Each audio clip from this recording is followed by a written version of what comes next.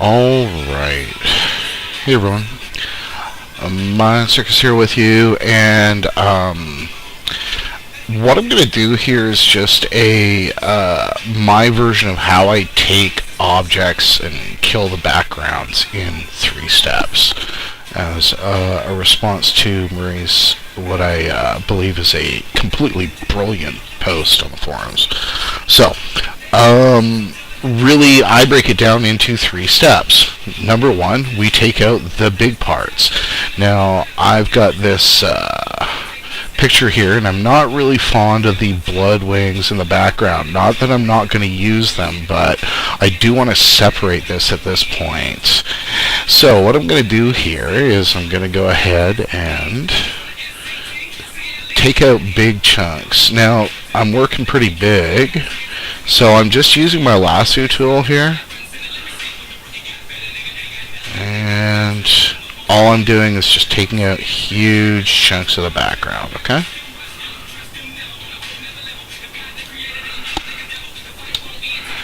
Then my next step is going to be taking out medium-sized chunks.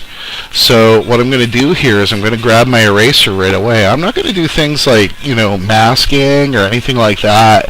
At this point of the game, I've been doing this for freaking over 10 years.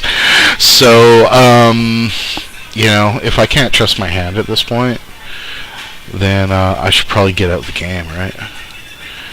So, I'm going to grab my medium eraser brush, and by medium, I'm going to set this to about 16, and I'm going to block out big chunks with the brush. I'm not going to go right down to the edge with it, but if I take this 3-step approach, and it's actually the one I usually use, it's not one I made up because we're talking about doing things in 3 steps. Basically, if I take these 3 steps, I'm going to get the maximum coverage without having to make little mistakes over and over. The biggest tip I can tell you about erasing things from backgrounds, and as you see, I'm old school, I'm going in, and I am erasing with every step here, is go ahead and make sure you're taking little strokes of your brush. Take out a couple of big areas and then let it go. What you're doing here is creating undo points every time you do it, right?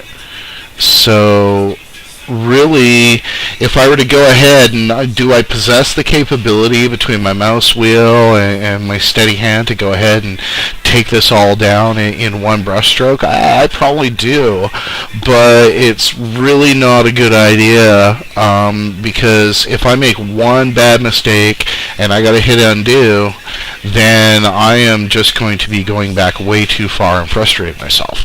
So, my biggest tip about doing it like this, and like I say, it doesn't take that much longer than all these automated processes do, really, is just to work in a series of small brush strokes. As you see, this kind of 16-point brush has been good enough. The only other thing I'll say is that the smallest brush you want to be erasing with is a 5-point brush. Okay? If you start using something smaller than 5 points, it loses its anti-aliasing. What you want to do when we're erasing things is get right up to the edge, but you don't want to have to get right onto the edge. You want to let the soft edge of the eraser brush kind of go ahead and do most of the work for you, right? So that's really what I'm doing here, is I'm not getting right in there, and because I'm working big, I can get away with this kind of douchebag trick. But again, what I'm doing here is I'm just using that eraser brush. Now, if I get this to avatar size, you see I've got this area with the white here. I can notice it at this size, but when I get it to av size, it's not going to matter, right? Of course, if I'm feeling really frisky, I'll just go back in here and do it, right? And really, that's it, Take out the big chunks, take out the medium chunks, take out the small chunks. That's my 3 steps. I do it by hand, and really it's just practice. It's part of the meditative aspect of making avatars. Hope that helped.